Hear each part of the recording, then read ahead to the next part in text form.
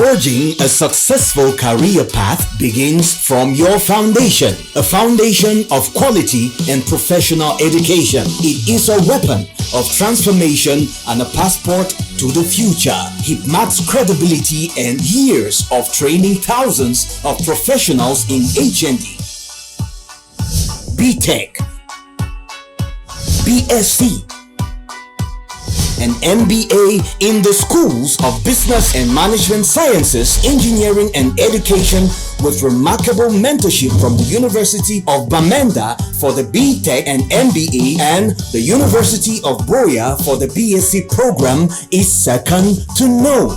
From committed professors and lecturers in classrooms to numerous academic field trips, internships and workshops, HIPMAT will reform and guide you towards your success. Admissions are now open in our Boya and Douala campuses. Join us. Together, we will build a legacy.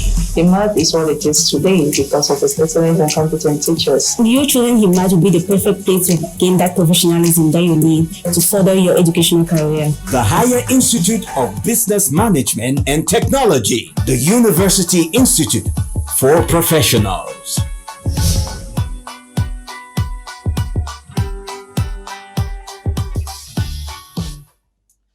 Televiewers, good evening and welcome to Prime Hour on Miami Prime. In the program today, we are going to be looking at the call by 35 rights groups calling on the international community to pressure the Cameroon government and separatists through sanctions to end the ongoing crisis in the southwest and northwest regions. We also are going to be looking at other issues touching on our national life, especially regarding the ongoing saga that rocked Kumba on Saturday. We are going to be finding out the reactions of the people with regards to the call by the President of the Republic for Cameroonians to respect Saturday as a day for national mourning. We equally are going to be looking at what it will take to effectively mourn our children who died in Kumba. Also looking at the way forward after this morning, what should be done so that a definite end is put to the ongoing crisis.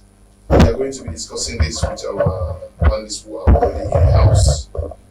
Son Derek is in the house with us. Good evening and welcome. Good evening, and thanks, Mr. Leo, for inviting me to talk about the happenings in this our country.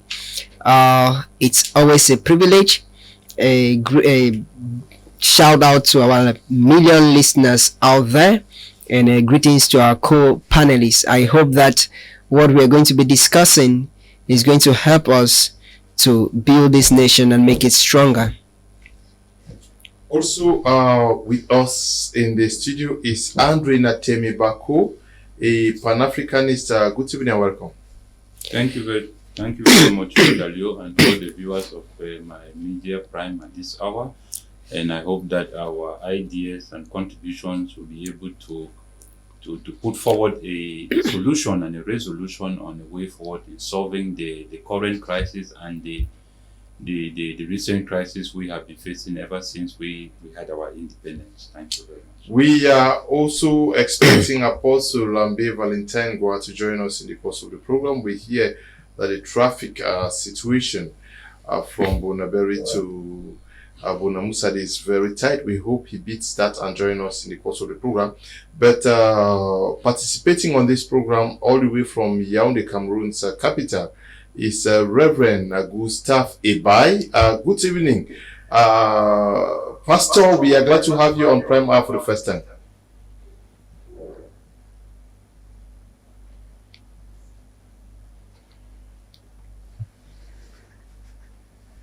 Hello, gentlemen, about this. Yes, can you hear me? Yes, we can get you. Good evening and welcome. Yes. Thank you for welcoming me. It's a pleasure to be with you and with this wonderful gentleman to talk about the future of our land. Well, as you know, the rainy season has hit us a little bit hard this time.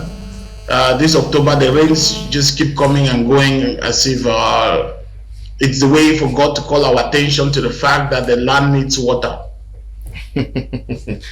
Okay, we'll start with you. I'll start the debate with you, Reverend Gustav Ibai. Your first take on the call by 35 Rights Group for the international community to sanction both the government and the separatists, so that a definite solution is found with respect to the ongoing crisis. Yes, I can tell you without any doubt, Leonard, that when I saw this caption on some paper, and I saw what hit me first was the fact that I want to see more tomorrow. I want to see another caption that says 35 political parties ask the government to resolve this issue, or 35 lawyer groups, or 35 syndicates of teachers, or 35 groups of journalists, or 35 groups of syndicates of car drivers, or anybody. We need to keep mounting the pressure. All the various groups in that have any concern about the people of Cameroon, we must all come together. It is not time for one organization or one individual to write or call the government. It is time where groups come together. It is making news because there are 35 rights groups. So imagine if all journalists, syndicates or unions or trade unions came together to pressure the government. Imagine political parties making one common statement. It would change the way we perceive everything. Okay, Andrew Atemibako, your first take when you got the caption or the news that 35 human rights groups across the world are pressuring the international community to force the government and separatists to end the war.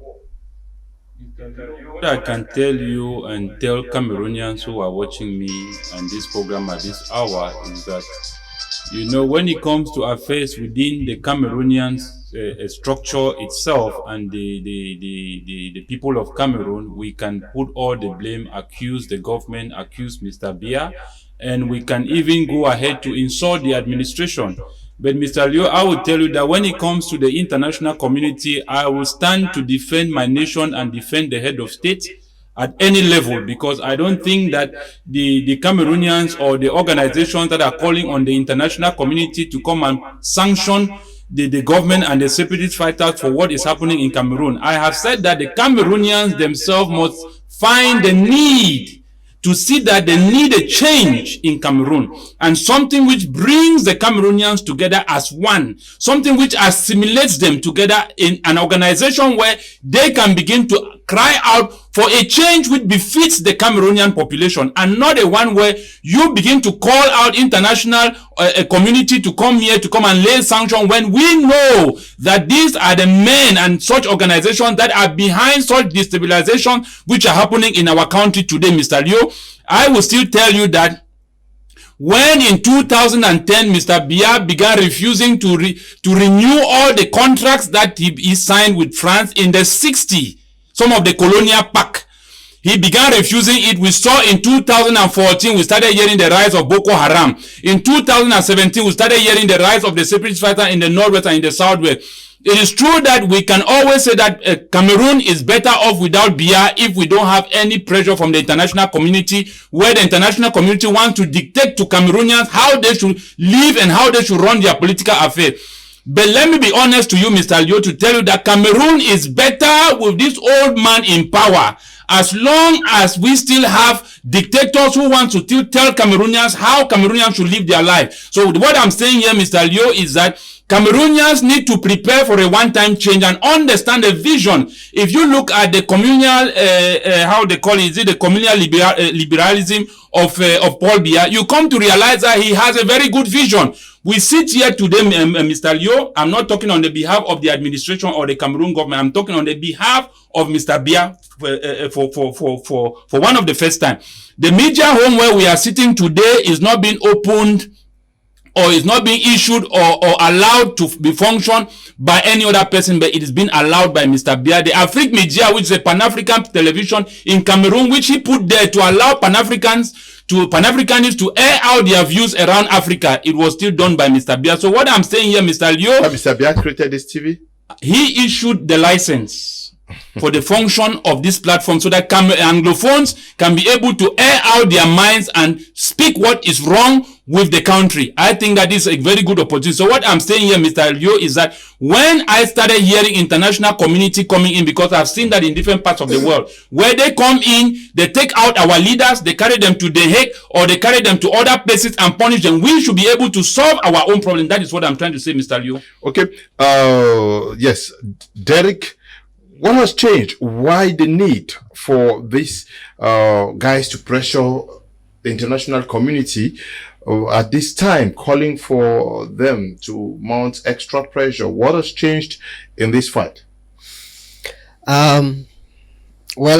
First, let me say that when I heard the call of the 35 Rights Group for the two parties to come to the table, it was very much welcome, because at this time we have buried a lot and we are really tired. But so far so good. What has changed is that human rights has been abused. What has changed is that people kill people without regret. What has changed is that a lot of lives have been lost. And so I think it's but necessary that we should hearken like people of conscience to the call of the international organizations and rights groups all over the world to end this senseless war, to end this killing, and to end this barbarism. Because I would say that at one point I think that those who are really responsible for the persistence of this crisis is the international organization, because they seem to be playing us a ping-pong game. They come in, pretend as if they want to really come in full flesh, and when we are ready for them to come in, they leave the stage again for us to continue killing each other. So if this call first and foremost is genuine, then I think it should be appreciated. You know, at a time when brothers are killing brothers, sisters killing sister, whosoever can bring peace is welcome. So I think at this time when international rights groups are calling for the two parties, which has been a sing-song and an anthem from every other person, that these two parties need to sit on a round table, because the person who is suffering from this conflict, it is a common man in the street. It is a local man in the street. So I think what they have done is a good thing, but it should not end with pieces of papers and pens. It should go with action, because we are tired of hearing international organization and rights group like Chartered Human Rights, African, AU, UN. What they keep telling us is, UN will tell you we are monitoring the situation. EU will tell you we are following what is happening in Cameroon, and other rights group in Germany and other countries, they will say the same. But they keep monitoring the situation and nothing keeps changing, because they are busy making sentences. We saw at one point in time when US as a country had to go to some sanctions to Cameroon, which was applauded. But I think the human rights, they are doing a very good thing, but we are tired of sentences and we need action. If they need to call the groups, they should give a date limit for the groups to act. If not, they can intervene full flesh. Reverend Gustav Ebai, do we need to remind the international community to do what they are supposed to do as far as ensuring that peace reigns in Africa, in Cameroon in particular? No, the international community does what it's supposed to do, but Africans are well educated, Cameroonians are well educated. We already know that the international community works only by interest. There is no way for us to pretend as if we don't know how the international community works. We study the history of the world. Nobody comes to your house to help you if it doesn't benefit that person. The international community will not spend or bring any resources or do as much as Cameroonians themselves ought to do. In Africa, here in our culture, we say that you cannot cry the dead more than the person who has the funeral. You only go to sympathize. The international community steps in when the international community thinks it is right for them to step in. In the situation of Cameroon right now, I agree with the other panelists that the Cameroonians have to step up. Not just Cameroonians, Anglophones have to step up for the resolution of this conflict. Me, you, we are talking here on television because it matters to us. But there are people, even at this moment when we are talking, who are at home or on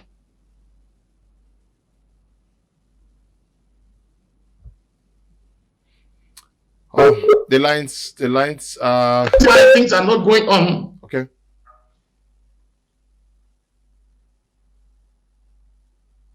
No, you are on, Pastor, just go on.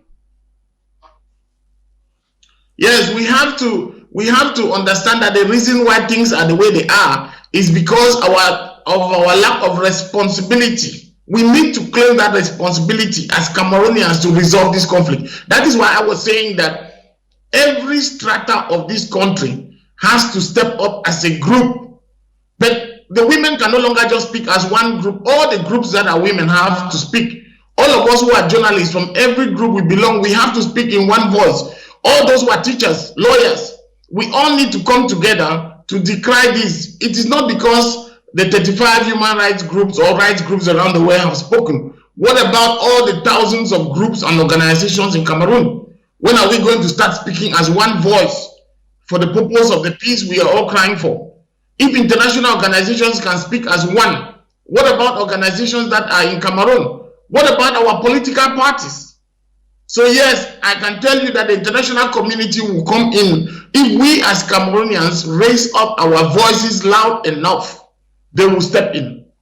Okay, it means that if I get what you are saying, they have not gotten enough I don't know, SOS from Cameroon indicating that we are in difficulties, but we have seen the interest that has been given to Nigeria just 2 weeks into their conflict. We've seen all major players, political players in the world reacting to what is happening to Nigeria with fewer deaths.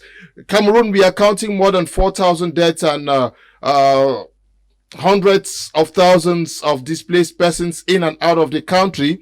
What else do you need to tell the international community? How else are you supposed to cry for them to know that the situation is dire in Cameroon? Leo, thank you. It's good that you have highlighted this fact. On the day children were shot in Kumba on the 24th, there was an attack on an educational institution in Kabul in Afghanistan. Okay. It made more news and took more interest than the Kumba shooting. That's why I was talking to you about interest. Interest is when a people do not take even the death of one person as something they talk about on social media. When it came out in Kabul, international media covered it because their conflict is has international interest. Nigeria is the biggest economy in Africa. Believe me that if 2 people in Nigeria die, it will make more news than 100 people in Cameroon. What I was saying is we all know the dynamics of international politics. It is not a hidden secret. The Cameroonian revolutionaries or those who want to fight for human rights or fight for any rights in Cameroon, we do not play the game knowing that we are starting from a weak point. We are from a weak point, therefore we need to do more to call more attention to us. What is the role that we play in the international game? Who is Cameroon in the international landscape? We need therefore to do more than Nigeria. We have to do 10 times what the Nigerians did to call attention to their conflict. because we are not a big player in the international game of international affairs. Nigeria, just one thing we call every partner because they have interest in Nigeria, economic interest in Nigeria. When we talk about Cameroon Business Forum, how much investment has been done in Cameroon for the last 10 years? How much have we grown in international investment? It's when people are afraid of losing you that they come to your aid. We need to do more. We have brothers out of the country who speak of our country as if they don't care when people die. People die in Cameroon, and one journalist will declare it, the next journalist will instead come and insult that other journalist. One Cameroonian group will speak for it, one will speak against it, the next one will come and speak against both groups.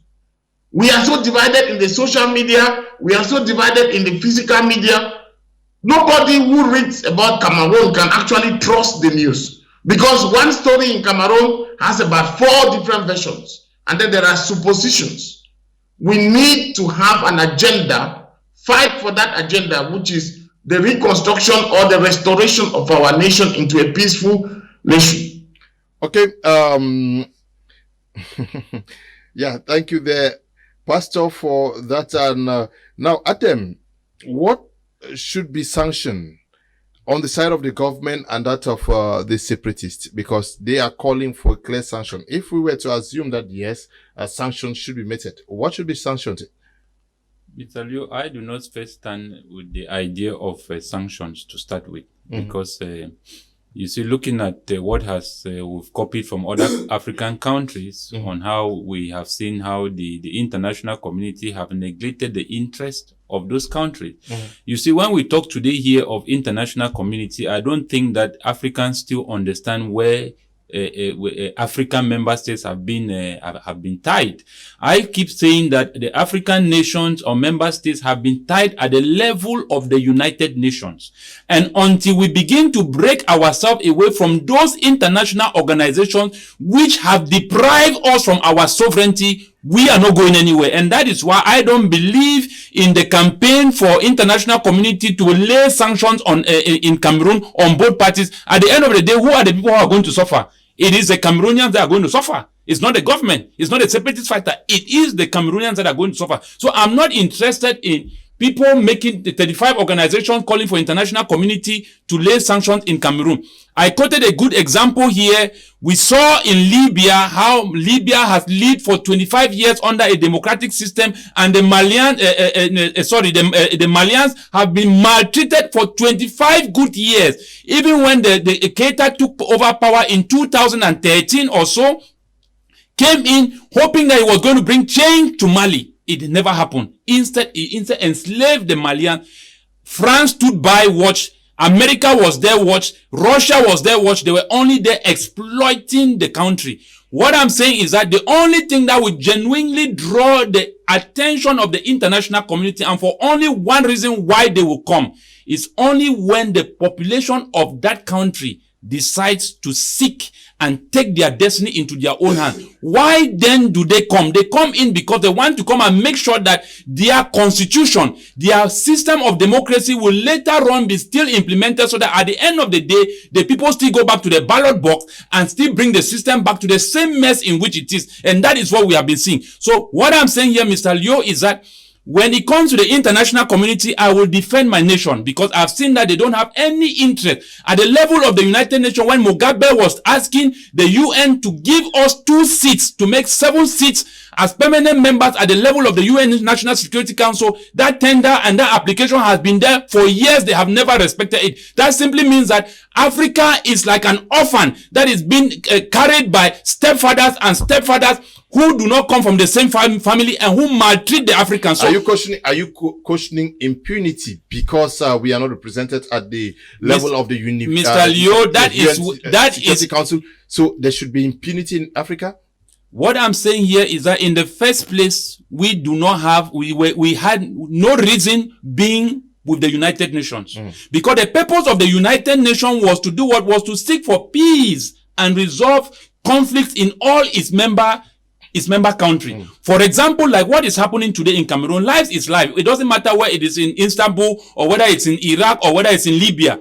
once a country enters into a state of emergency like what we are today in Cameroon, the role of the United Nations was to step in and mediate the two parties. We have seen how in Rwanda, in Libya, in Mali, in Sierra Leone, in Liberia, we have had South Sudan, we have thousands and millions of Africans that have died, and United Nations stood by and watched. We understand these things at that level, Mr. Leo, that we understand that global warming and climate change is a greater challenge for depopulation. We also understand that it is a great campaign to keep Africa down so that Europe can always emerge and America can always emerge. So we understand this thing. It is a time when I keep saying that, Mr. Leo, the only way forward in Cameroon, looking at the current statistics and looking at the current situation, we are having we're having the government, we're having the separatist fighter, which makes the solution become very difficult. If we were only facing the government, it would even be different. But now we are facing the separatist fighter and the government. How do we resolve this thing? It means that we are left with two delicate options. One is to call in the international community, who will still come in here with their interest. The second option, which is the most difficult one, and is the one that I'm proposing to all Cameroonians, come together, find the need. Forget whether you are Francophone or whether you are Anglophone. We were not colonized by French, neither by English. We were colonized by the German, and we are people from the same origin. They gave us this title because they understand that these are the things that are going to keep causing conflict in our country. Mr. Leo, yeah, that is a proposal you are putting forth. Yes. Now, what if the first option that you are proposing, that the population should take their destiny, what if it fails? The war should go on indefinitely? It is impossible for it to fail, because I'll give you a good example what happened in Nigeria. The reason why the international community quickly saw interest in Nigeria is because it was a nationwide protest.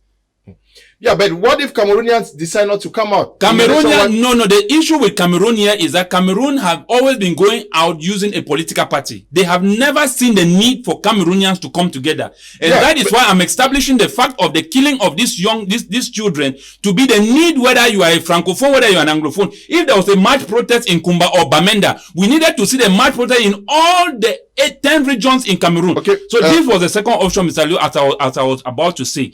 The second option here is the church stepping in, because we are neglecting the role of the church in Cameroon and not understanding that the church is a government. And that is why I am saying that if the church stand and come in with one voice and are able to demonstrate their authority in the side of the government, in the side of the separatist fighter, Mr. Leo will be negotiating a way forward. The church has been dormant and the church has not been playing its role at all. The people who are dying, the people who are being displaced, the people who are being killed are members of houses of congregations that are being running away. What are their leaders doing? Mr. Leo, we are tired with leaders that want to lead from behind, where when the people begin to face very stiff confrontations ahead, the leaders begin to use them as their shield. This is the time where I'm calling all the church leaders, and that is why I said that the people who are behind this killing of these girls, they have crossed their limit, and they have decided that we are going to die. They will be the one to die, Mr. Leo. That is our position. So we are going to press forward with the population and with the church until we get peace in Cameroon. Only the Cameroonians. I don't know whether Derek buys your opinion. Derek, what if the population decides not to come out as he is saying? Would you go by his second proposition that would require that international community steps in, and if they were to step in and follow the request from this 35 rights group to sanction, what should be sanctioned on both sides? Yeah, I understand the stand of Mr. Ebako. He's a staunch Pan-Africanist who doesn't see or seems to buy anything good from the West. But of course, what I think and what I believe in is that at this point in time, the two parties have failed woefully to settle the matter. They have failed to see the problem standing in front of them. And it needs a third eye to see that problem. At the point in time where we thought in 2016 that this crisis was going to be resolved, that's when we thought it was still an internal issue. But now that he has gained international surveillance, he has been voiced internationally, and the two parties have refused to sit on the table, it would take a third party to force the two to sit on that table. And that is where the international organization should come in. And if they are to come in to sanction, we cannot deny the fact that both the separatists and the government have committed human rights abuse. That cannot be debated. It is a fact, and it is very, very visible. And so, there is a law, an international law, that governs human rights abuse. If these two parties should be sanctioned, they should be called to the table, and then the leaders, because both parties have leaders. We are not blind to think that they have leaders. Although the separatists have separated leaders, like the name separatists, but we understand that there should be a leader somewhere. If the international organization could call the two to the table, first, it is that the government of Cameroon could be denied financial, material, military aid. Secondly, the borders could be controlled to avoid the illegal transfer of arms from one country to the other. Then we could talk about controlling arms in the hands of the separatists, and then sanctioning the government to become financially wanting, to understand, because to understand that the war is costing them more. Mr. Leo, I was talking to an organization sometimes when I told them that, at this time, Cameroon is receiving rice from international organization. But Cameroon has never begged rice. There was a time that Cameroon fed China in 2000. Cameroon fed China. So if Cameroon is at a time when they are receiving aid as minimal as rice from international organization. Yeah, but the United States is the superpower of the world, but they also borrow money, eh? But that's what I'm saying. Yes, we borrow money. Yeah. Cameroon, that because Cameroon produces rice. No, I'm just telling you that Cameroon has fed other countries that are today giants. Mm-hmm.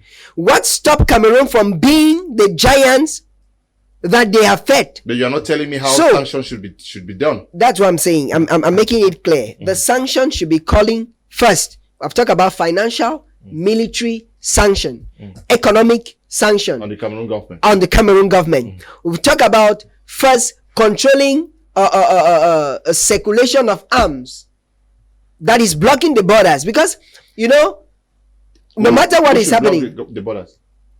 The separatists are in countries, and these countries, some of their leaders are out of the country, and we heard Dr. Sako how did he call it, the draft? Draft. Are you saying that the sanction for separatists is to block borders?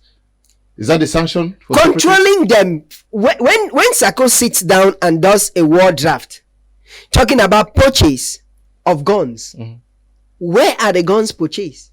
And how do they get to this country? Where is Sako resident? And how does that country control the circulation of those weapons? Those are some certain things that we should think about. You are talking of controlling separatists, but sanctioning the government. How fair are you? First, the government is direct. It's a direct person. The separatists are, like I said, separated in their own way. You don't know where. Yes, there is no target. Are you saying that the international community does not know where Ayabacho is, Sako is, Chris Ano is? Is that what you're saying? You are getting me wrong. I said something here that these people live in countries. Now, if we are talking about the Cameroon government, it is easier to call President Paul Biya to questioning. But it is difficult to know who directly to question with the separatists, except you are going to be questioning all the leaders.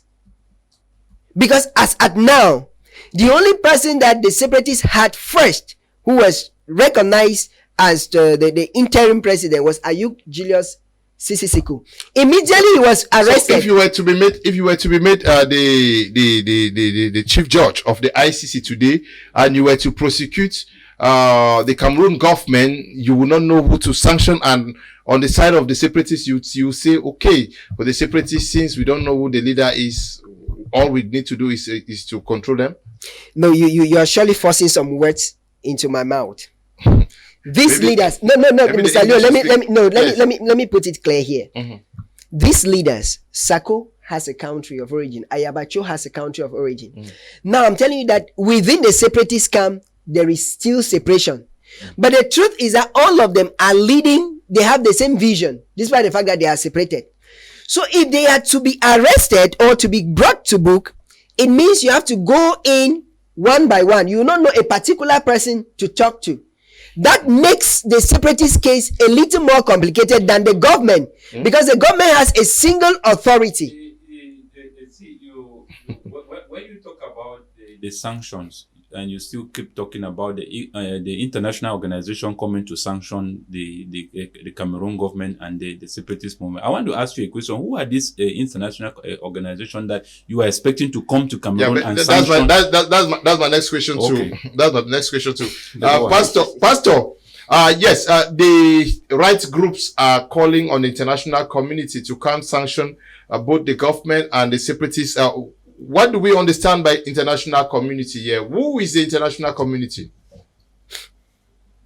The international community is anybody who considers the right to life as being important and the right to the pursuit of happiness. But I want to say that I want to thank Brother Bako because he keeps coming back to self-determination. A people who have self-determination have to stand up for that self-determination. I agree with him that we cannot cry foul or cry wolf to the international community when we are not strengthened. The international community you are talking about is also part of the international church bodies. Where are they? I like the fact that he challenged church, we as religious people, because even the religious international community has the obligation to speak out for what is happening in Cameroon. But how can they do that when we ourselves are not united in decrying it together, making such a loud noise about it? I want to say that whether it's by sanction or control, the international community cannot come in through the government. Their mission will be thwarted. The international community cannot come in through the armed factions. Their mission will be thwarted. The only way the international community can come in is when moderate voices, that's the people in the middle ground that Babako was talking about. We in the middle, when we are powerful enough, they can come in through us, because the international community can only come in through the moderate voices. And it is time for us to raise those moderate voices, to encourage the positive examples, to encourage the union of voices that are for objectivity, for peace, for resolution.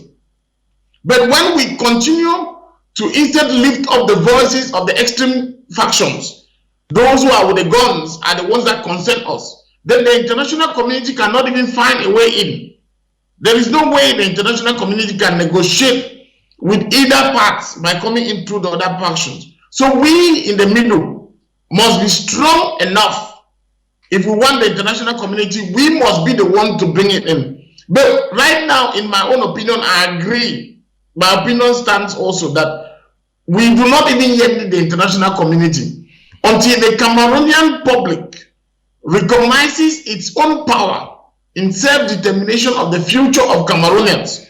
Even if the international community was to come in today, it will still not work. We need to have political parties that know that they are there for the service of the people, not for self-aggrandizement. We need to have religious authorities who risk it because it is the ministry of Christ to risk it for the welfare of people. We need to have a civil society that is focused upon building the communities and strengthening the communities, not upon winning contracts or making money. Until we have a self-determination where we recognize that at this moment, talking to a group like, for example, let me use an example, Leo. Children are dead. we are focused about the international community saying, but do you know that if the Okada Union in Kumba makes a declaration about these children, it will be more powerful on the ground than the international community voice? Do you know that if one of the armed groups came out and said, we declare anybody who harms our own Anglophone population and our children, it will be more powerful than what the international community said. We need to push our own voices to come out from the ground. The teachers' unions, the lawyer unions who were at the beginning of this conflict, they need to be more vocal. We are talking the international community to come through if the middle and moderate voices are silenced. But is Cameroon do not lift up the population? Is Cameroon not part of the international community? We are talking about the United Nations. Yes, and the African Union, the United Nations, the African Union, the World Council of Churches. We have all these, the ICC. We have the the agencies of the United Nations. We have different foundations around the world who work for peace. We have bet.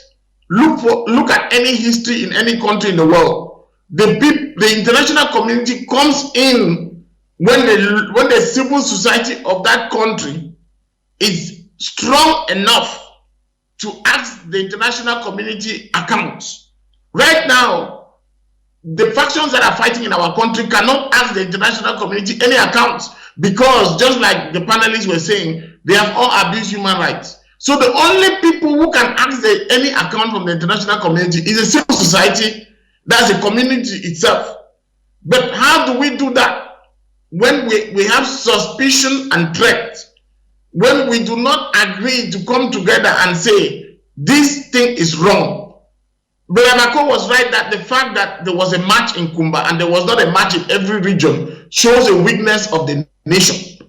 When something evil comes to your nation, we all are supposed to be one.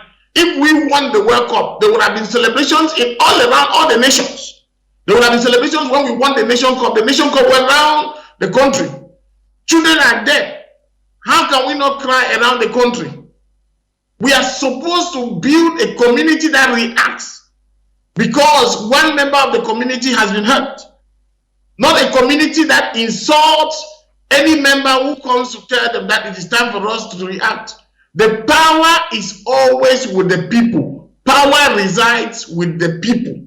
When the people choose to take away any power from any authority, it is only then that it works.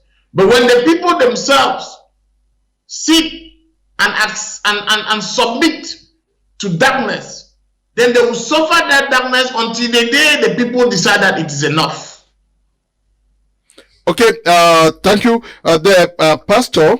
Now, these calls have been made severally. This is not the first call. I remember when there was the Ngabu incident, we had calls for something to be done.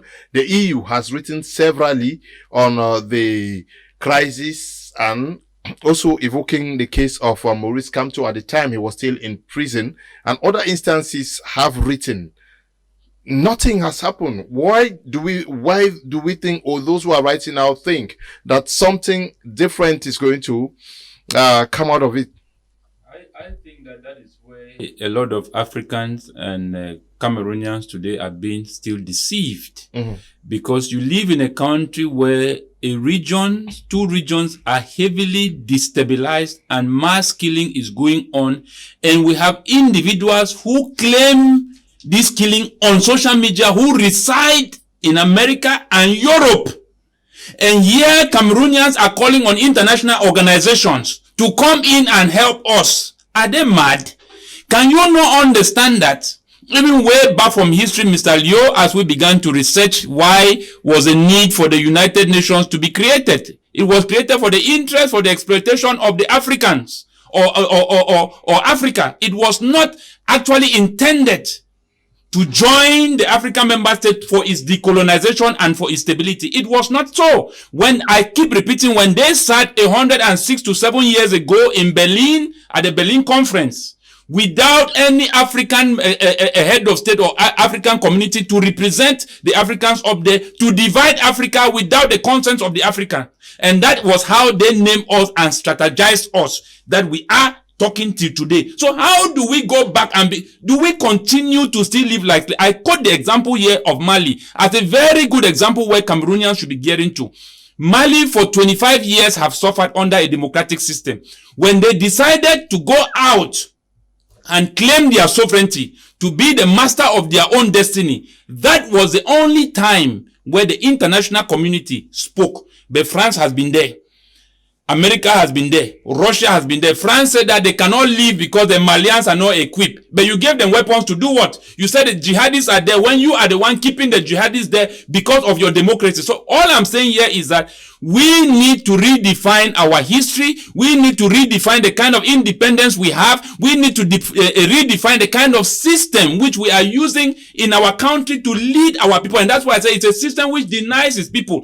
Cameroonians have been seeing Cameroon like an elephant or like a foreign land where everybody has come to work its own money and one day pack their bags and leave. They don't see that Cameroon is their own country whereby they need to stand for it and make that change. In Rwanda, what does Kagame say? Kagame does not say as a dictator that he is a good leader. He said that the Rwandese themselves came together and decided to build their own country. And that is why I said that we, the youth, making almost 60 to 80% of the population in this country, the future lies in our hands. The government, by the definition of democracy, is by the people and not by the government which is elected by the people. So the international community can only use shame to approach only when the people decide to charter their own destiny and take back their sovereignty into their own hands and to choose the kind of leader and the kind of government they want to lead them. And that is why I'm saying that it will not be wise for Cameroonians to press on and begin to call on the international community, which is in their interest, to see how many people they build those statistics. You will be so surprised that you don't know the statistics of what is happening in the Northwest and Southwest, but America or the UN has clear statistics on what is happening there. They enjoy this thing because we understand where Africa is getting to. And the depopulation of Africa and the destabilization of Africa has always been to their interest. So we need to find the need. Our only strength, our only way out of this crisis in Cameroon for our sovereignty is that Cameroonians need to bind themselves together. When we come together, that will be our only strength to chase away every other dictator from outside who wants to seek to destabilize our country. Why do you think that these men who sit in the diaspora organize killings back home here, organize gang groups in the name of Ambazonians who go and carry out kidnapping and all of that, and these international communities sit there and watch and grant them safety to live there and begin to destabilize it? You saw what America did in Pakistan. They went in there without the apology and without the consent of the Pakistani government, took out Osama bin Laden and told them that they owe them no apology. You tell me, since Cameroon government has sent 15 warrants of arrest for specific individuals in the diaspora, it was just few days ago that America repatriated some Cameroonians back home. Why can they not send back those people who are carrying out all this kind of destabilization which is happening now? So we cannot be calling on an international community knowing that France is sitting here, and you think that the international community is going to come here. If they are going to come, it's not going to be in our interest. And if they pose any sanction to the government, know that the people that will suffer is a common man. It's not the government. It's a common. In Libya, in Mali, we saw that when the ECOWAS bloc laid sanction on the junta. At the end of the day, it's the common man who suffers. So we must learn to resolve our own crisis in order to show our maturity, whereby the international community can understand that truly a time has come for us to attain that independence, which has nothing to do with France or Europe or EU or America. Good evening, Mr. Leo. Great program. Mr. Ebako is the man of the program today. The international community is the propaganda that escalated this misfortune. Those right groups are not better than church and civil society groups. Mola Andre is writing from Tico. Good evening to you. Mola, good evening, Mr. Leo. I'm Neba from Bamenda. The point of the international community to sanction government and separatists is right. For me, the government is of bad faith on declaring war on his people, knowing well that English-speaking were fighting for their rights. Their leaders are in prison. Mancho carry a coffin and they gave him 10 years. Mr. Liu, love this program. My gratitude to Mr. Ebako for his bravery. Ambazonia has nothing to offer. We all should solve our problems with the government.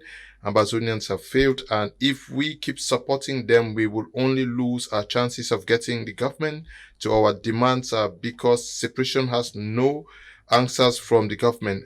This mail, also writing from Tico. Good evening, Mr. Liu. The government has put fears in the hearts of Cameroonians. The women went out. No one was arrested. Even men, boys go out for protest. You know the outcome. I'm sorry. I'm Luis, writing from Malabo. This one says, good evening, Mr. Liu. Please, I wish to ask the panelists who said Cameroon is one because it was colonized by Germany, whether there was anything Cameroon before the coming of the Europeans, where the Com people, the Bakweri people, where the Mancon people, or the Bamilekes. Ayong Thomas is writing from Bamenda, Tebek. Ignatius Fundu says, the international community is bad, but a person who has diarrhea cannot be afraid of darkness anymore. Again, a father who cannot keep peace in his home becomes a nuisance to neighbors, thereby attracts their reaction and intervention. This war is more than Cameroon government. Let the foreign bodies come in and stop the killings. Okay. Good evening to you, Ignatius, watching us from a part of Douala here. Prince Williams, writing from Baron Bikang, that is in Kumba, says, greetings, Mr. Kuma, special greetings to all the panelists. Good topic. Thank you for very much for the work you are doing out there.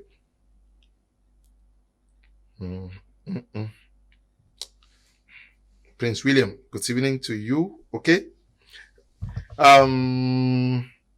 Now, if Cameroon and the separatists are supposed to be sanctioned, what will it change in the way Cameroonians are living today?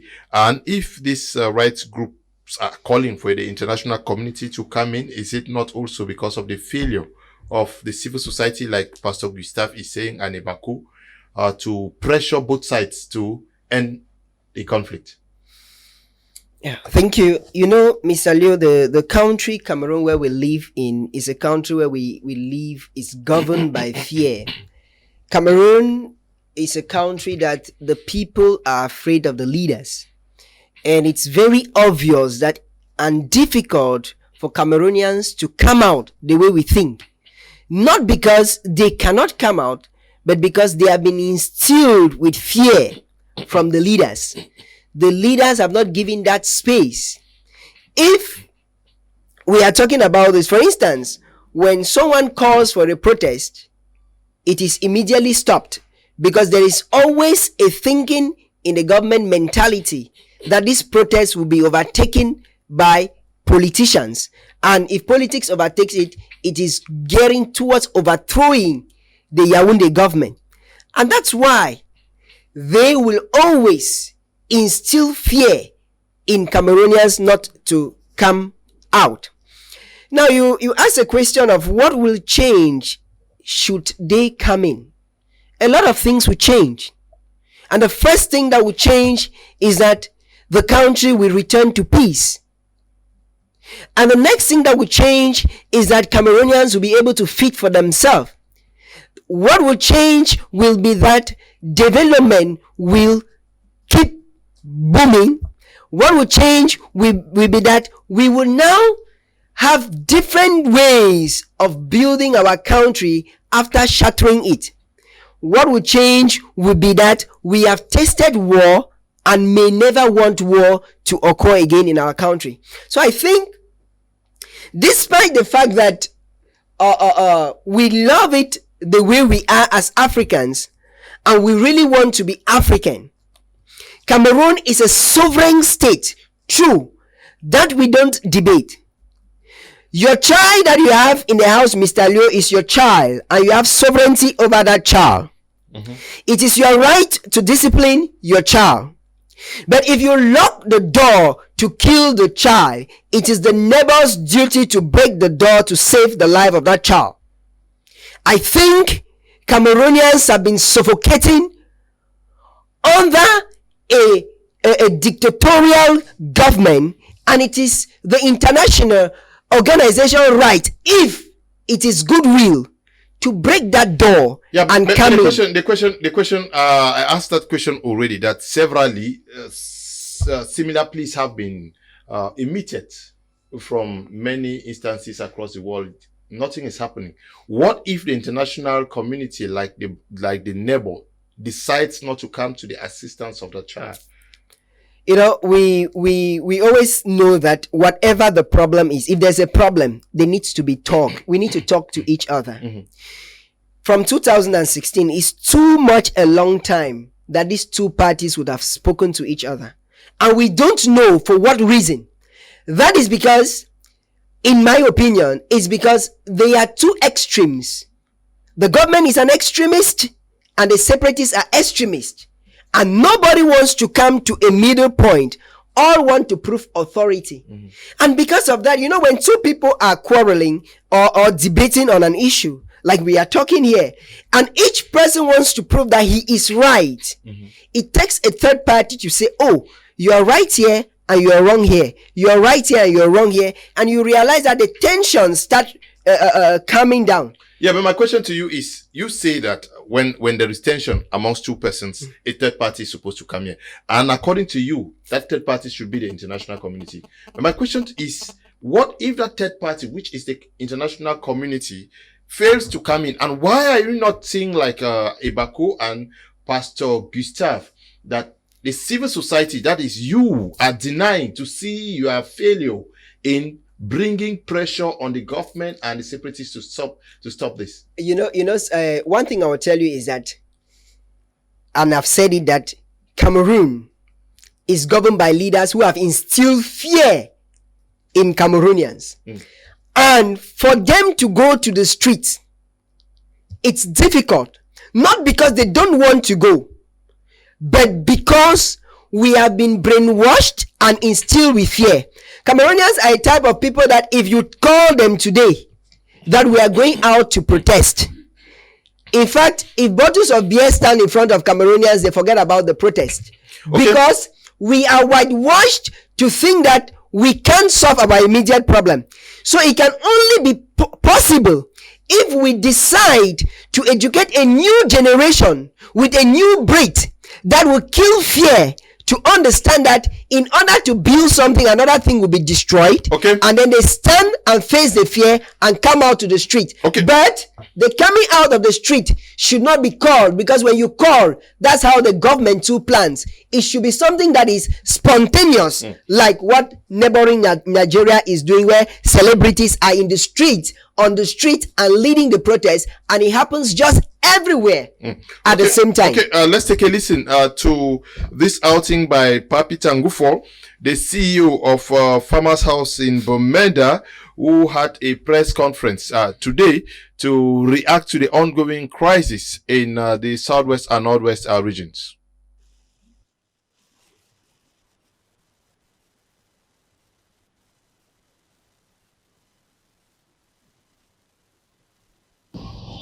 Because as I knew him back in the 70s, that's quite a long time ago, I knew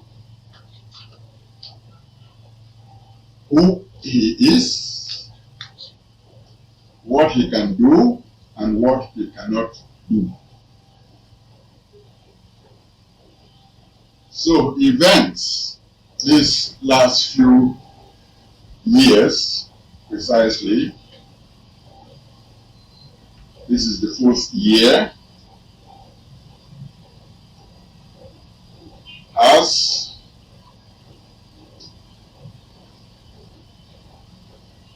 has given rise to situations that I cannot identify with the person that I know. It's true that there are others doing things in his name. He has authorized others to talk in his name, who may not be doing exactly what he would have done himself. So for that reason, whatever happens, good or bad, it goes to him because he is the leader of the country.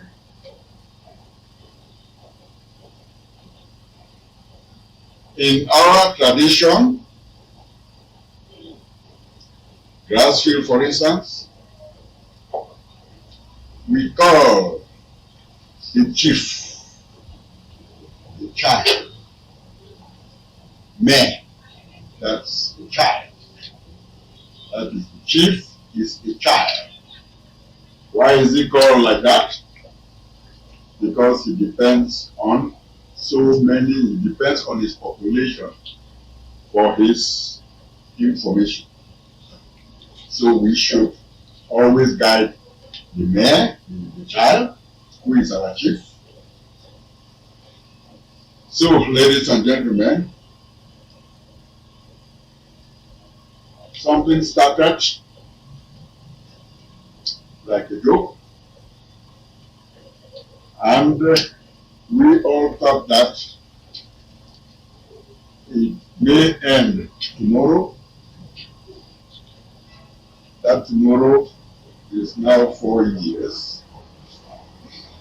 So I don't see how we can keep quiet, especially the recent happenings. The latest being the disaster in Kumba. Before then, it was Gabu. So, the big question is, where are we heading to as a nation? Where is Cameroon heading to as a nation? Are we actually on the right path? Are we? We are not. I don't think anybody else can say otherwise. I don't think we are on the right path. And our consciences dictate that since we have seen something wrong, we should say it. If it is corrected, okay. If it is not corrected, okay. But at least our consciences will be clear that at least we said it. Okay, that is Pa Ngufo talking there from Bamenda. Is this what is required from Cameroonians today? Pastor Gustave, he is a fervent militant of the ruling CPDM party out there in Bamenda. He says that he has noticed that something is not going right with the nation, especially at its head, that it is time for people to speak out. Do you buy what he just said? I don't want to get into any political discussion, Leonard, but I'm going to say something that is going to sound in your ears and to many ears a little bit irritating, but it's the truth. Okay. We are a country that is so much dependent on civil service. This country, majority of the people survive on the civil servant income. Majority of families. I mean, the reason why we cannot come out on the streets, I want to a little bit differ with Derek. It's not because we're afraid. It's because even when people die, we eat well and sleep well. Nigeria, the superstars, the musicians, and the film actors are on the street because their livelihood was in danger. In Nigeria, almost everybody is a businessman. The attacks by the police were on their businesses. In this country, why we cannot act is because somehow the only people who end up suffering are the farmers. Have you ever seen a country where the highest people suffering from a crisis are the poorest people of that country? The civil servants in the northwest and the southwest earn a full salary. Some even earn the security or danger premiums. This country keeps going on because it's not because we are afraid, it's because we are comfortable. We are comfortable because our government keeps recruiting people into the government. So even when people die, even when there is shooting, people know that they will still earn their salaries. In the early 90s, when we had the former ghost towns and the multi-partism fights, people stayed at home for years. Electricity bills and water bills were not paid. There was complete disobedience, but the country kept going because the government kept paying people's salaries. This country, we are a people, whether you're a contractor or whether you're who, we depend so much on the government. And as long as the government is paying the bills, we would decry, but we don't want to risk our neck. I know that is a very unpopular thing to say, but the truth is, if Cameroonians' livelihoods were in danger, if this thing was disturbing people who had factories in Manfe and in Kumba, if there were factories and factory workers could not go to work, there would have been people on the street. The only people who have lost their jobs are people working in CDC, poor farmers. The only people hiding in the bushes are farmers. The only people whose children are not going to school are the poorest people, because you and I, talking on television, we have been able to move our children to places where they can go to school. This is a country where we live on salary. We are not a business country. So as long as we receive our salaries, we will not dare risk our necks. That is the simple truth. So I will not go to political comments, and it is not out of fear. It is that we have an economy where this thing can drag, and families, you still have us looking fresh, eating and going around our things. Until the livelihood of people is threatened, the people do not take danger seriously or do not take the suffering of the community seriously. Right now, who is suffering? If you want to solve this problem, it has to begin with the person suffering. But who is suffering? The person suffering is the person who cannot speak on your television. The person suffering is the person who is hiding in the bush, who is struggling, cannot remove his cocoa from the farm. The person suffering is the person who cannot drive his bus from Boya to Kumba, who cannot drive his bus from Kumba to Manfe. That is the person suffering. Which class of people is suffering? Are the teachers suffering? Are the doctors suffering? Are we journalists suffering? This is a country where the suffering is not, until a family loses somebody, then we cry on television and weep. But we have to realize that this will not go on forever, because the more we keep consuming our economy and letting problems eat up the economy, the more we fragilize this country. We think that the government is doing so well, but it is not doing so well. We are fragilizing the economy because we are allowing problems to grow in our country, and we are contented because we can earn our salaries. We need to solve these problems, because a fragile economy like our own can collapse any day, and we will find ourselves, both private people and civil servants, all crying. I still come back to say, the civil society, those in the middle, whether you are a private person or not a private person, those who are in the middle, who are the largest number of population, the people in the middle are more than the people who are carrying guns in population. We need to unite our voices. We need to decry this issue. We need to advise our families, our cousins. And the strange thing is, we do know all those who are carrying guns. We belong to them. We relate with them. So please, do not ask me political questions. I am more interested in the community structuring. We need to care for our community, so that what we call the international community, we call the international community on behalf of our local community. We cannot call the international community when we do not care for the local community. We are going to take a short break. When we come back, we discuss our second topic for tonight.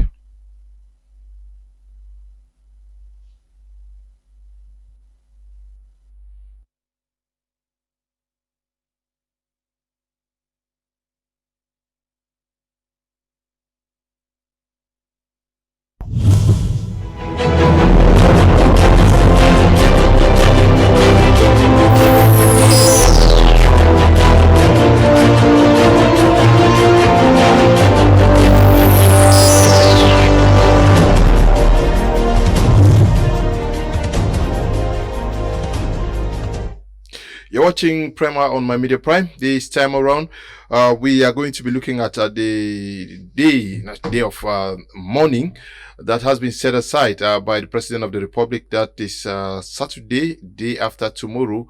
The nation is supposed to pay homage to the children who were killed in the Kumba secondary school. And I will start by asking you, Andrew Natemi Bako, how significant is the declaration of this day to honor these kids? Well, I would first say, Mr. Leo, I think that's a very good gesture coming from Mr. Bia Bivondo to actually dedicate a specific day for the mourning of the loss of these children who died in Kumba.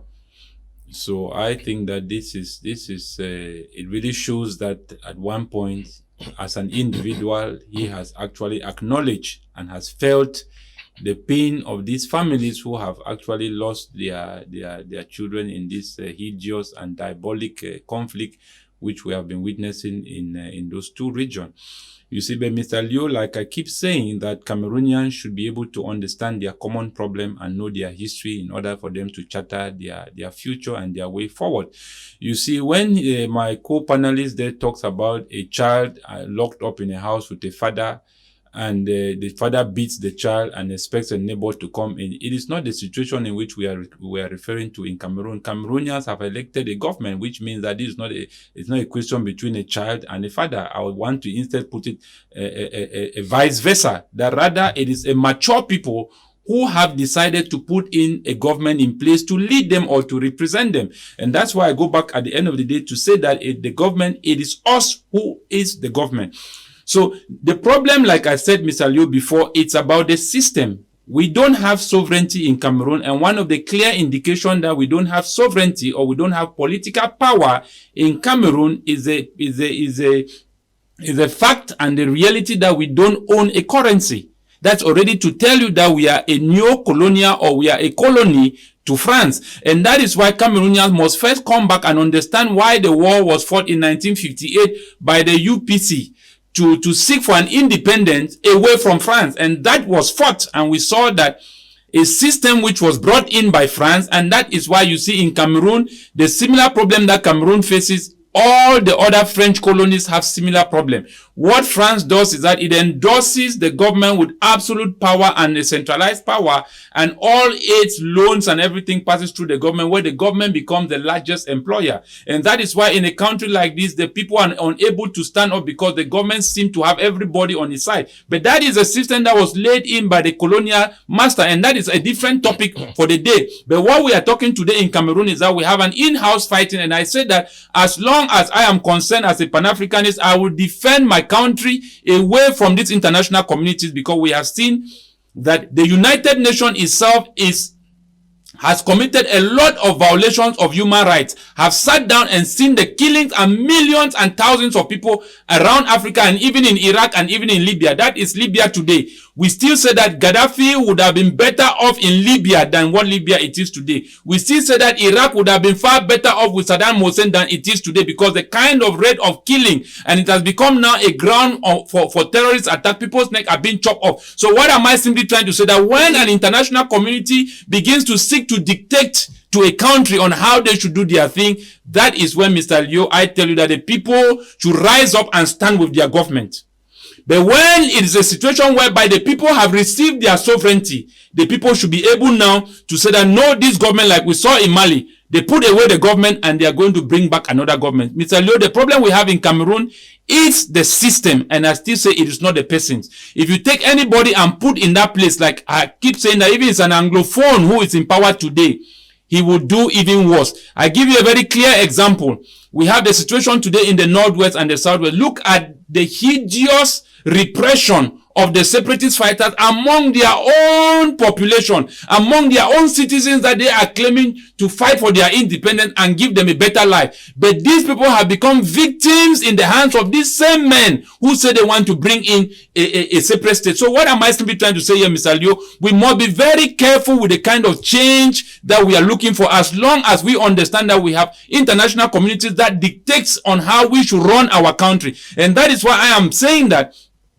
it is a moment where Cameroonians should be able to understand that the system which was given to us in 1960 has to be reviewed by Cameroonians in order for Cameroonians to seek and charter for their sovereignty and become a people of self-determination. Otherwise, we are not going anywhere. Okay. And let me tell Cameroonians something for the last, just to say that before you continue, Mr. Liu.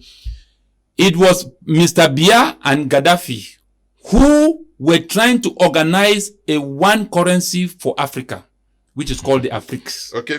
Now, I'm just saying this. The message is gone. Mr. Liu, a bended stick cannot be straightened.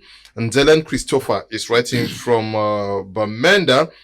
This one says these people, Yes, these people. What about us? Good evening, Mr. Liu. Do you guys want the whole Cameroonians to die before the government and separatists solve the crisis? They have failed for 4 years. If we keep depending on what Pastor and Ibako is saying, he will keep dying. My brother with the red tie is right. Reason with him. Wispy is writing from Limbe. This one says, Mr. Leo, good evening. I love your program. Thank you. Hello. I want to let you all know that the so-called international community cannot sanction the Cameroon government because the government has responded positively to the crisis of those who were carrying out a strike action, teachers and lawyers. Those who came with other agendas are to be blamed for our current predicament. James is writing from Limbe. This is Wanjifon Bolingong 2 of Bafochu. He says it's time for action not to condemn whether it's separatist or government. I urge all Cameroonians to stand our feet, protect our human rights to live. Okay. Good evening to you, Mr. Liu, and the panelists. Mr. Bako's concept of Pan-Africanism may be unrealistic, but perfect for a dictator. I'm Kanjo in Boya. I salute you all in the house. It's Papu Ngole from Tombel. Cameroonians are not fools that today the persons in power can just create an ungodly act and then say otherwise. How can an area be militarized for 4 years and such an act is happening? It shows that the people who are behind such an act are in the house. Okay, stop callings. Ba Edi, writing from Kumba, says the way out of Cameroon crisis. Okay, I agree with the panelists on the need for the church to rise up. Take, for instance, every most Cameroonian belongs to at least a church. If the head of the Catholic, Presbyterian, Baptist, and Pentecostal movement call on their Christians to take to the streets till the solution comes, this crisis will end in a week. Let our church leaders make the clarion call and let it be now. Pastor N.K. Frank is writing from Dub. Good evening.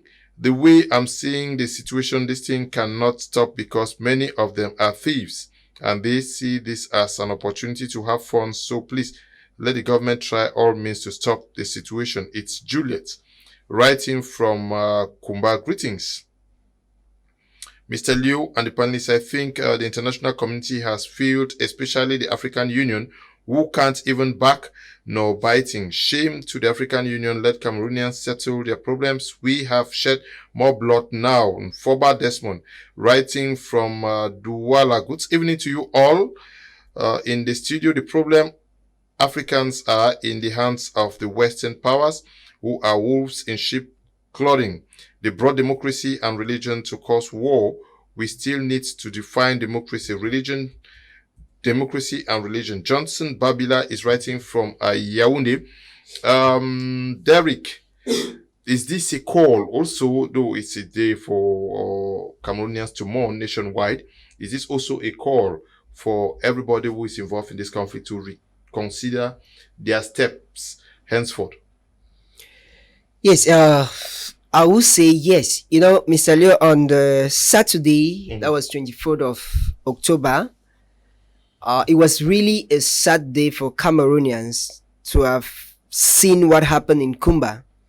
And I think the person who really pulled, or the people who pulled the bullet through the skulls of those innocent children have successfully overthrown Lucifer, and they should be seated in his place now.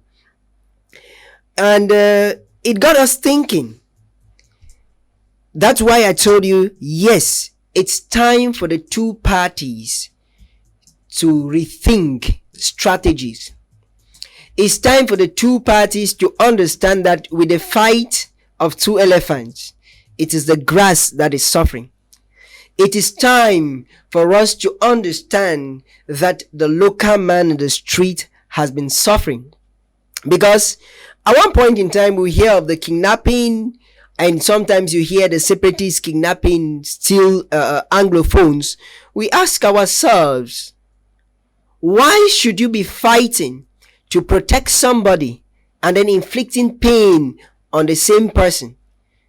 Why should you be fighting to give freedom to somebody and at the same time imprisoning the person?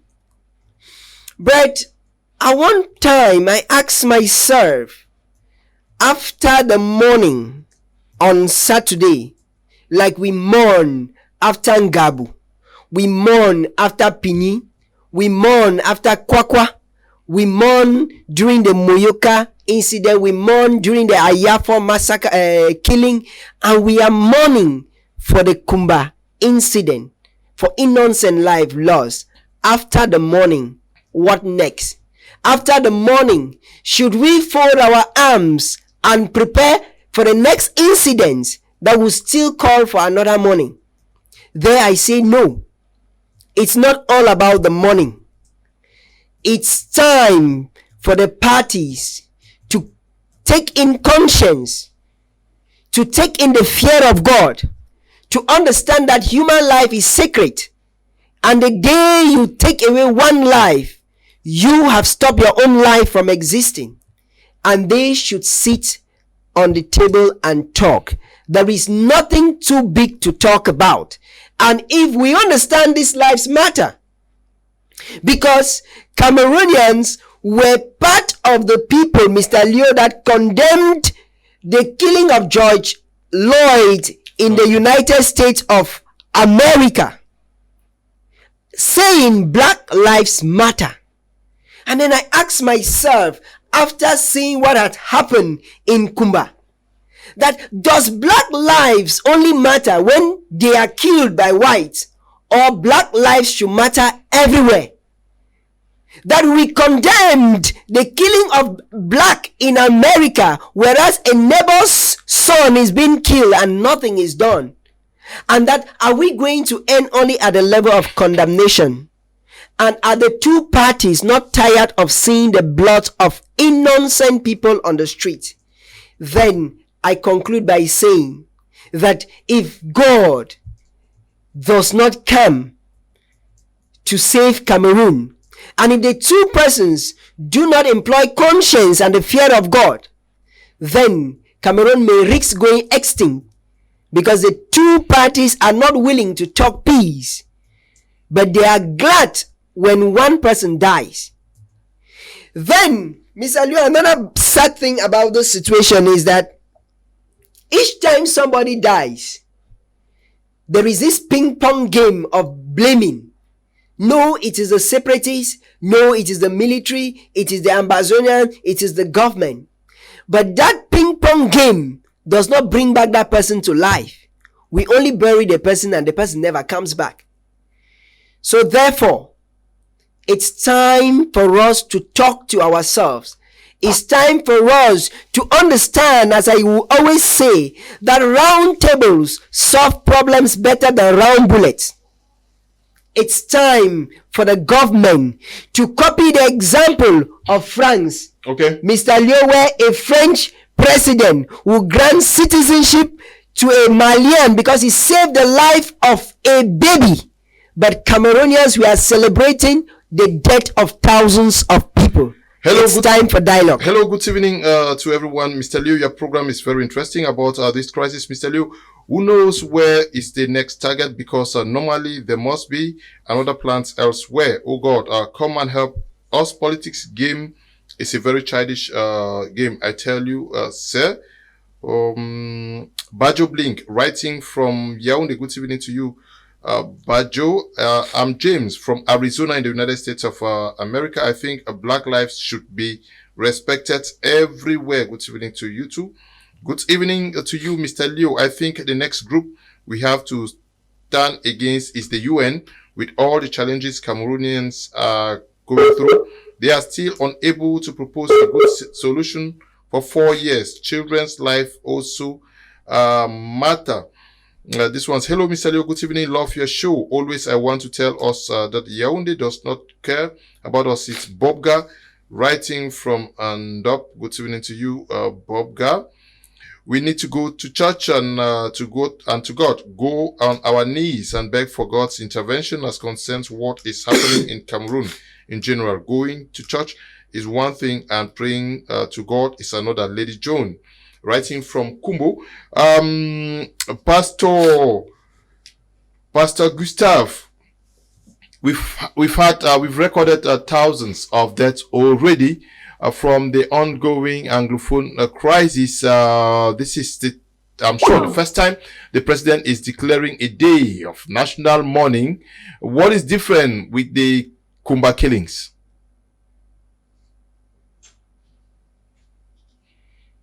Okay. Seemingly, Pastor is not there. What is different from the Kumba killings? Mr. Liu, lives matters everywhere, and I don't think that there's anything different with those children, or the children were not human beings, or they came out from animals. I think that, like I have been saying before, Mr. Leo, the killing of these children have been the limit and the line that these people have crossed. The red line? The red line. And I am saying that we are now out for judgment and declaration of what will become the fate of these people. I think that if we begin to sit here and begin to make comments as comedians and not putting out absolute solutions on the table for what is going to ensure Cameroonians to have a hope that truly we may be gearing towards solutions, Mr. Leo.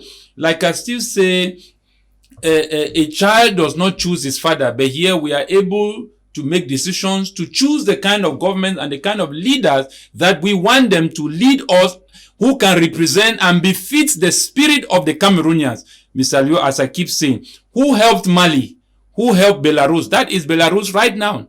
Belarus, you have hundreds of thousands of people on the streets who sleep there declaring for their rights. And at the end of the day, whether that government likes it or not, the government does not own the people, same as the separatist fighters does not own the people. Mr. Leo, as I'm still saying, when this crisis began, almost close to 70 to 80% of those two regions supported the Ambazonian revolution, hoping that it would be within a month they would have gained their independence, but they did not see the monster that was coming behind. And that is why I keep saying that the kind of change that we need in Cameroon, first, Cameroon must be able to regain its sovereignty. At that point, Cameroonian politicians or administration will be able to make decisions that befits and uphold the spirit of the Cameroonians, Mr. Liu, as I keep saying.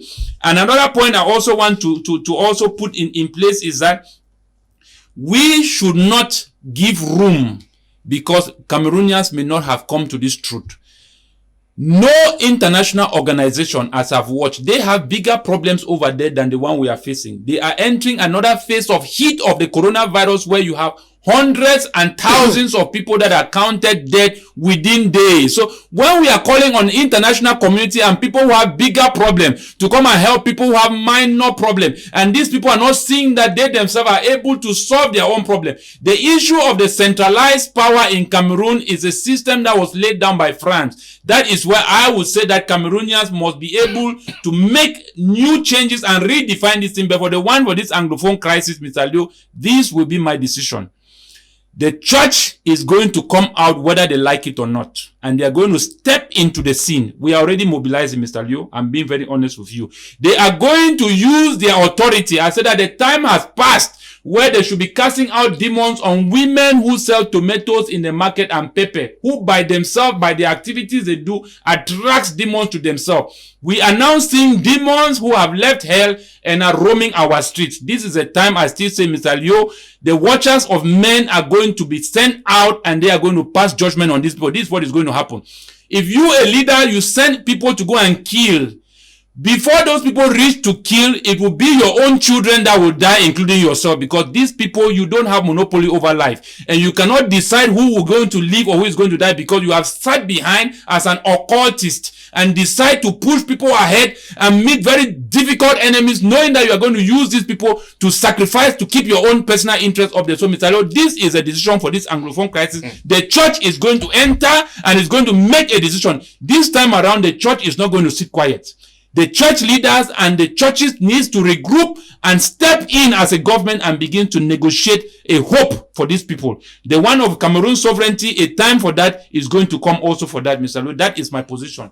Okay, that is your position. Is Pastor Gustav back? If he's back, can we get from him?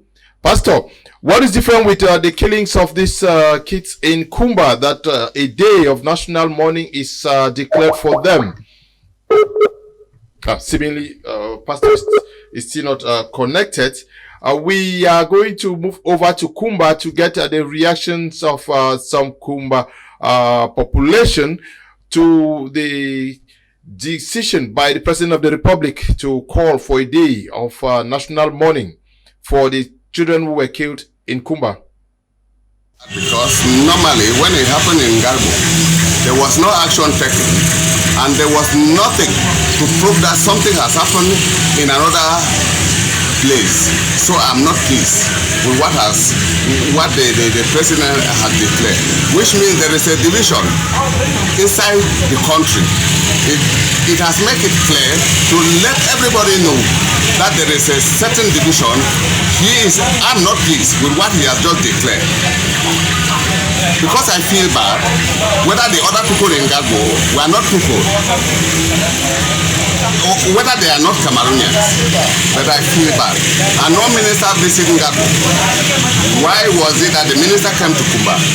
But I may say I'm not comfortable, because whether they declaring the national day of mourning, those children will not come again. They will not come back. So in fact, I'm just looking the thing as something that is too painful for me. But I just believe that the head of state declaration will take us somewhere. Thank you. Me as Mami, I don't agree. Because when you see them today, that beginning when they don't die so, they don't come back. And think that when they do, enough fine. May they look and say, if that they are all cooking, now how you could be.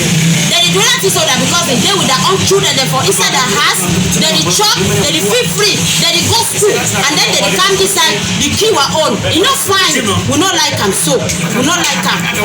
We not like them because enough fine. Make government know.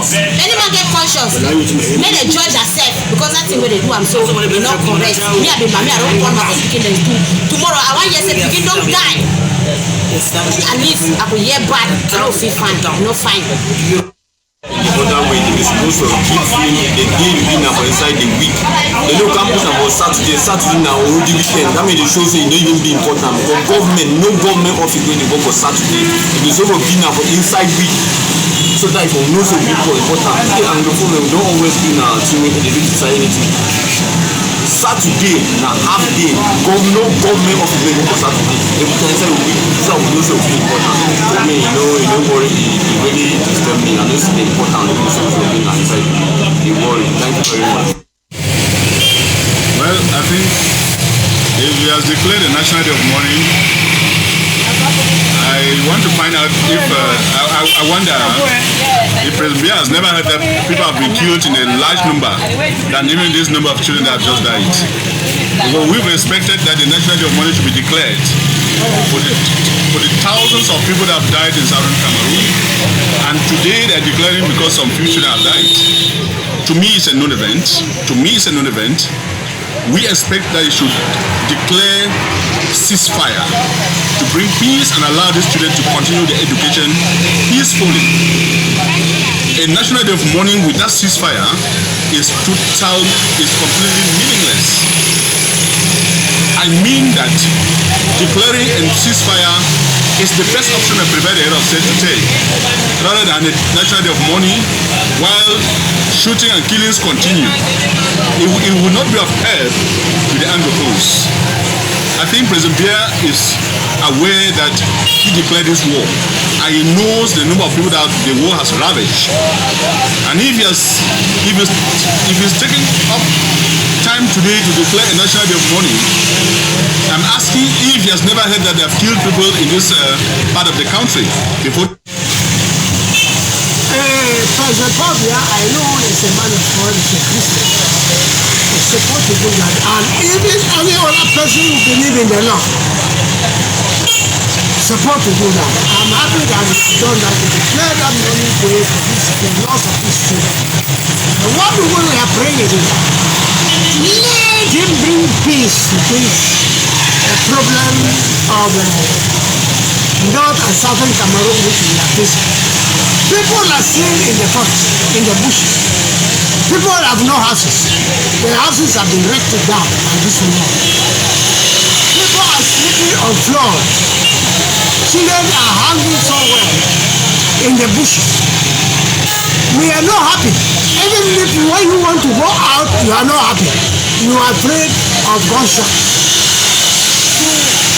We are praying Almighty God that the president will help and the people of Cameroon a solution to end this war.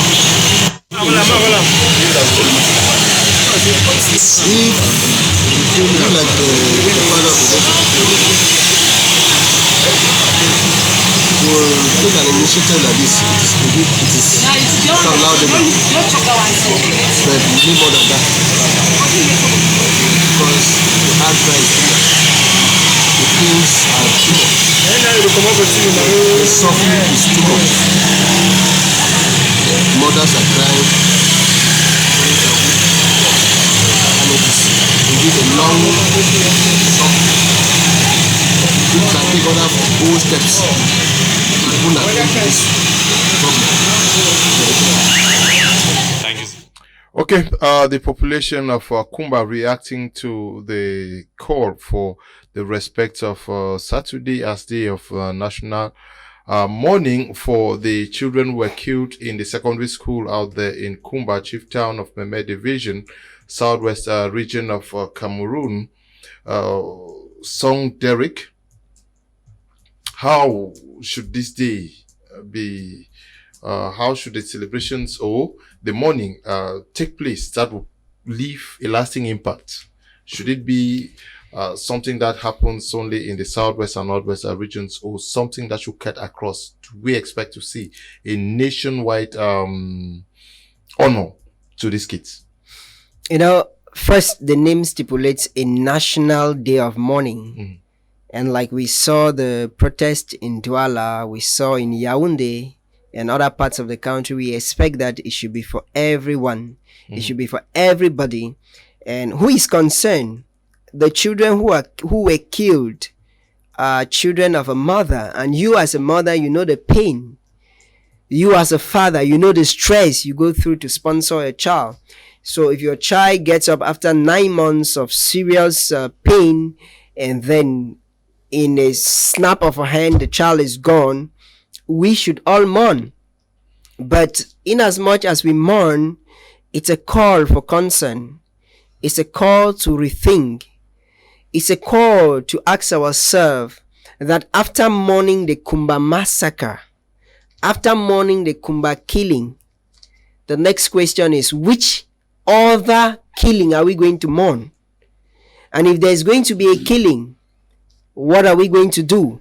Because Mr. Leo, I must be very frank with you that whether we are mourning or not, we are dealing with an effect here.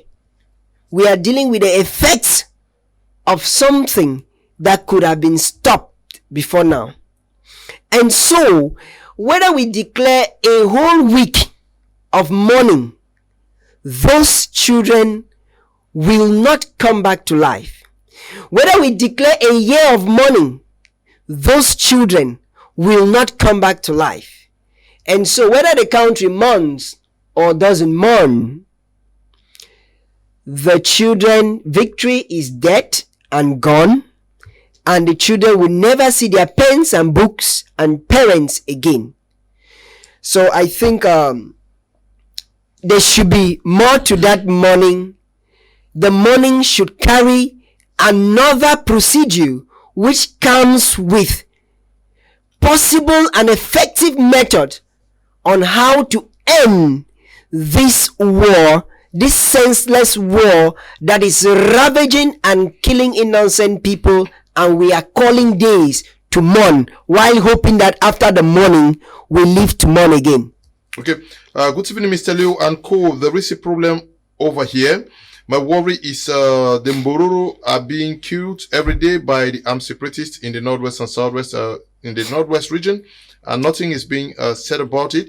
Nothing from media houses, nothing from newspapers, nothing from social media activities, nothing from civil society, nothing from NGOs, nothing from the political parties, nothing from the Amba leaders, nothing from the government. I think it's time to know that our lives matter. Also, Muhammadu is writing from Yaoundé. Muhammadu, I'm sure I've talked about that. Good evening. Hi, Mr. Liu and panelists.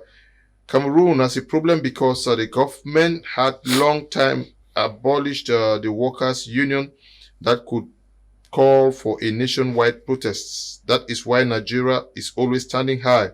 Also, the government has called to create too much divisions amongst Cameroonians, and that is why when this crisis started, the government baptized it Anglophones. My name is Nji, writing from Limbe.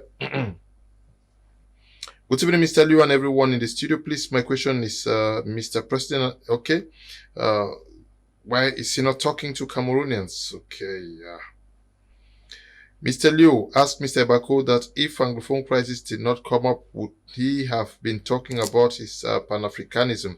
I'm writing from Kumba. I'm sure he would have done so.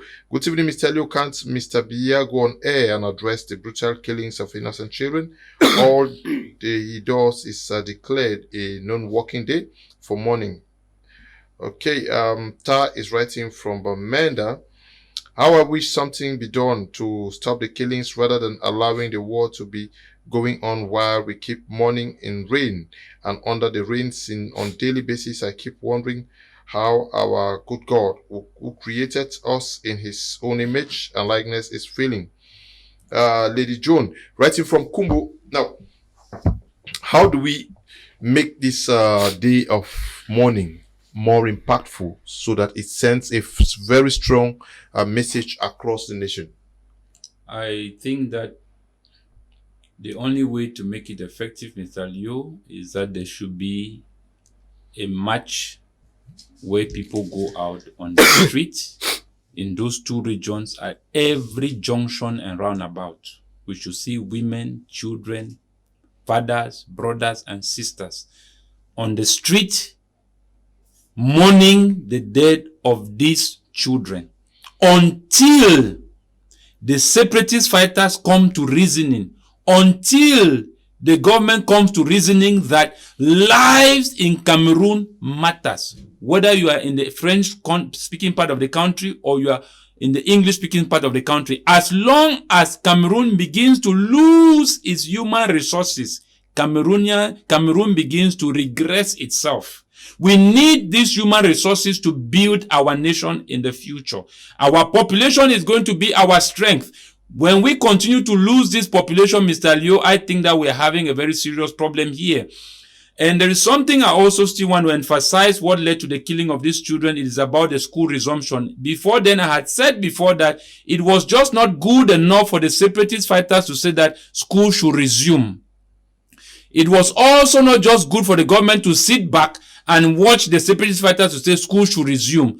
Like I still said, there should have been some level of consensus where some other people preferred a buffer zone, preferred areas where we know those areas have been secured, where the parents who send their children to school have this level of peace and satisfaction that their children's lives are being secured. Because you cannot say children should go to school in a conflict zone where by no one is offering these children the security that they deserve. Now today we begin to cry and mourn. The mourning, Mr. Liu, is not going to help us. What is going to help us is when we are going to get the government to begin to put a heavy security in these area.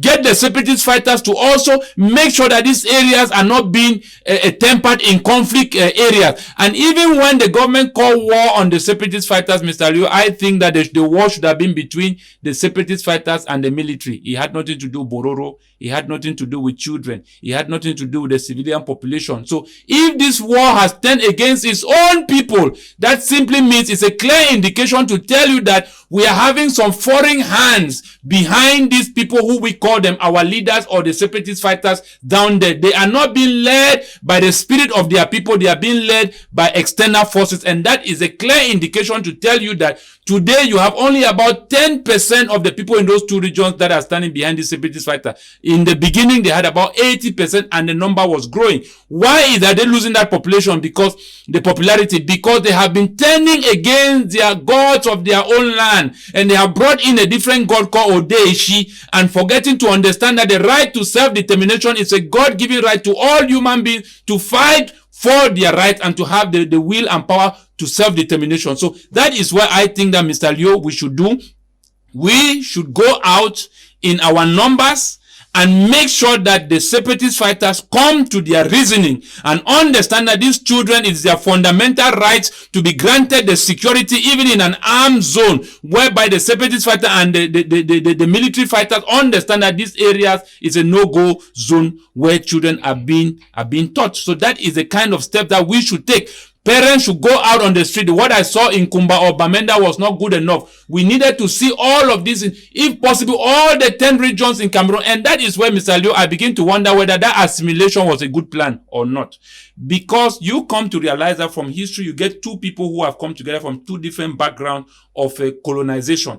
And here, a man begins to think that, okay, if we bring them together, this man's problem can become this other man's problem. And this other man's problem can become this other man's problem. Because in this crisis now, I'm seeing that the assimilation of that Mr. Biya was talking about actually could have played a better role now, because the Francophones don't understand to see that the problem of the Anglophone is also their problem. Because we are not yet that mingle, that how will I put, that union is not taking place. Everyone wants to stay in its own point. It simply means that if you have a problem, take care of your problem. If I have a problem, I take care of my problem. So your problem does not concern me. So that is where we are having this problem today, whereby we cannot get the French brothers supporting what is happening down there in Southwest for the government to absolutely do something effective to resolve this problem and the separatist fighters themselves. So what I'm saying here is that truly, it has now become that it's only the Anglophones who can solve the Anglophone crisis, not the international community. And concerning these killings, they should go out on the street, sleep on the street, and let these separatist fighters understand that lives matter, and let the government also understand that lives matter, whether it was in Gabu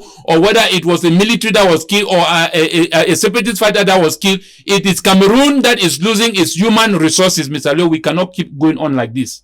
Okay, we can't keep on. International stars are touched. We have seen persons like Rigobert Song Bahanak who have never said anything with respect to this crisis coming out, Kylian Mbappe, and a host of other persons. But is it to indicate that killing these children was crossing the red line? And if that red line has been crossed after Saturday, what concrete actions do you expect to see the government undertake so that we don't count more persons falling and the separatists? Thank you very much, Mr. Leo. That's a very tough one there. You know, the stars you're talking about came behind the hashtag End the Anglophone Crisis that has been streaming the social media for a very long time now. End the Anglophone Crisis. And I think after Saturday, what steps should be taken?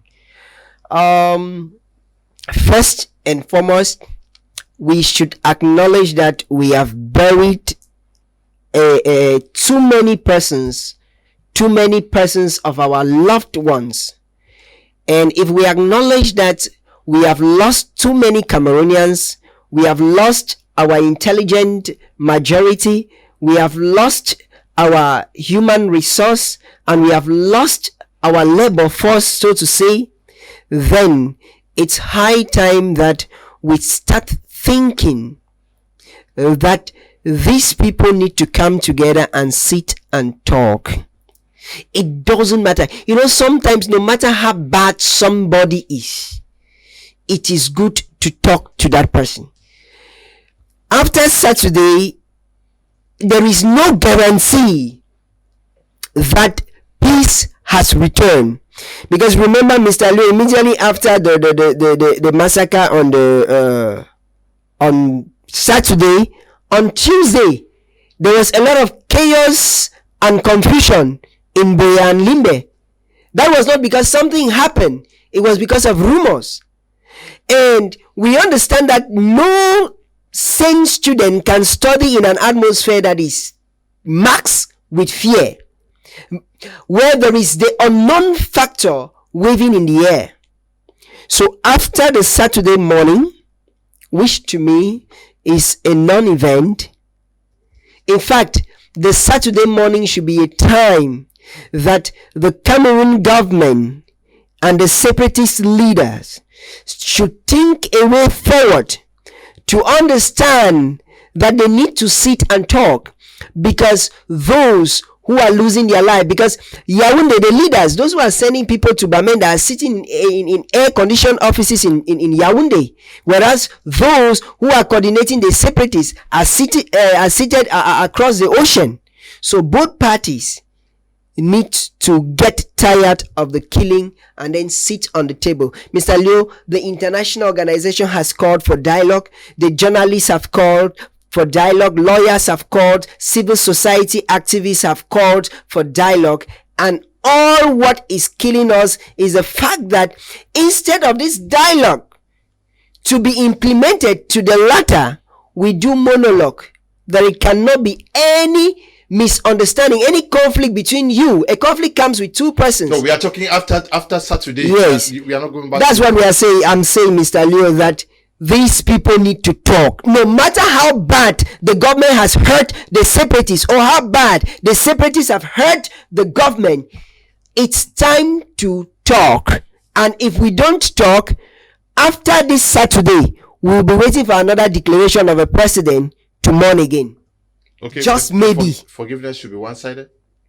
How can forgiveness can never be one-sided? No sane person will say that. That is why, Mr. Leo, maybe you didn't get my statement. I said it and I'm saying it clearly, that let the government, no matter how bad the separatists have hurt them, forgive. And let the separatists, no matter how bad the government has hurt them, forgive. Forgiveness must come from those two parties. Should the pain that the people of the Southwest and Northwest regions have undergone for 4 years today not be the core preoccupation of both parties? I think it should be a call. Is this not the height of it? That's absolutely the height of it, Mr. Liu. And I think that it should be a call for concern on both parties to absolutely see that there should be a need for peace to return. But the only problem which I see that the government has been facing ever since and has always been reacting too little too late is just the fact that the people of those two regions have not yet come to the absolutely knowledge that the separatist fighters are not being carried by the spirit of the revolution of gaining an independence. That is what they have not come to understand. And that is why you realize that today they are crying not because of government repression. At one point we had seen how military had absolutely messed up the people there. But right now, majority of the people in those two regions, and Mr. Leo, are suffering repression from the hands of the separatist fighters. The question here is, how is that possible? We are here in a French environment. We don't see where the French military is repressing and killing the French people. But you go there, you see how the separatist fighters are turning their own anger on their own people. The question here is, what is the challenge? What has turned them this round when the people that they are turning against don't have any complaint against them? So what is the challenge here, Mr. Liu? That is why I come to say that Libya would have been better off, or would have made the world better today if Gaddafi was still in power. Iraq, Saddam Hussein would have still been better off to be in power and would have made the world a better place than what Iraq today is. If people had seen that 2018 election, when I cried, I said, go in for that election and all political parties regroup as one and go there and decide who next is going to be your president. They decided that they want to separate the country. And that was where they lost it. Today now they are regretting that if they knew, things would have been the way it used to be. And that is why I still say that peace is not the absence of war. Peace is not the absence of war. Peace can only be achieved when men have the ability to self-decide their own future. So it can be under very extreme conditions, equally as it can still be under war. So Mr. Leo, I think that it is a time, as I still call on the church, to negotiate, to come in and decide and seize or hijack this dialogue that the government has been implementing has been only a waste of funds. They enter in and absolutely negotiate this path on the two parties so that we can have these people talking on the table, because Mr. Leo, this thing has already gone far. Like I'm saying, the government has the means to go down there and kill all of them. It has the technology, it has the capability, it has the resources. But it cannot do so because it's still in the back of his mind understand that these people still have a point because they are fighting for their rights. And they cannot go there because they also understanding that the international eyes are also watching. But at the end of the day, Mr. Leo, the long term in which the government can use in solving this, we don't know how many persons would have died. As I gave the statistics of the current population in the Northwest and South, 1.7 million persons as we are speaking, out of 5 million people before the war. So if this persists again for another 4 years, how many persons are we going to lose? So this is the time where I'm saying that the church, be it whether press, be it whether Catholic, be it whether the Pentecostal, the charismatic, should regroup and enter. Next week, forget opposition parties. Next week, we are going to give at least 2 editions to the church on this program. Tomorrow, we are going to end our series on the Kumba killings, looking for the ways of healing the souls and the minds of the population, especially after what the people of Kumba went through last Saturday. We are going to be discussing with another round of guests with us here tomorrow at 7 p.m. We want to say we are very grateful to you, Song Derek, for coming. Thank you very much, Mr. Leo, for putting confidence on me. Thanks to the million listeners and viewers of my Media Prime, and to the world and to the Cameroon government and the separatists.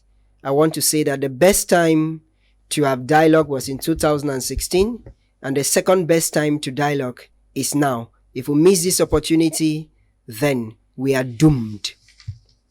Andrew Natem Ibaku, thank you for coming.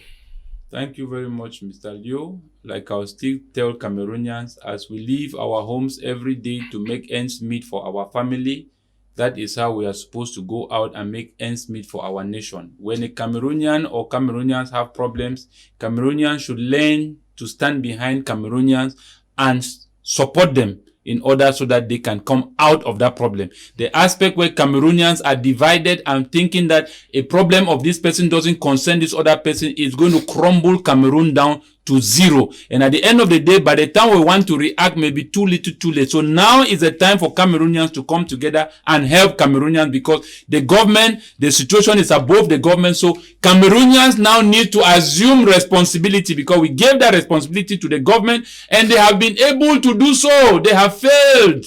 Same as the separatist fighters have failed. So now it's in the hands of the population to decide and assume that responsibility and charter their way forward. That will bring the parties on table, and then we can now choose a new path in Cameroon. Thank you very much, Mr. Leo. Okay, we want to thank you, Pastor Gustave Ebai, who took part in the program from Yaoundé. So unfortunately, because of technical issues, he was not able to go through with us in the program, but subsequently he's going to always be there with us. We want to thank you also who took part by watching the program. Lots and lots of messages as usual. We want to say we love you. We also say stay blessed. Bye-bye.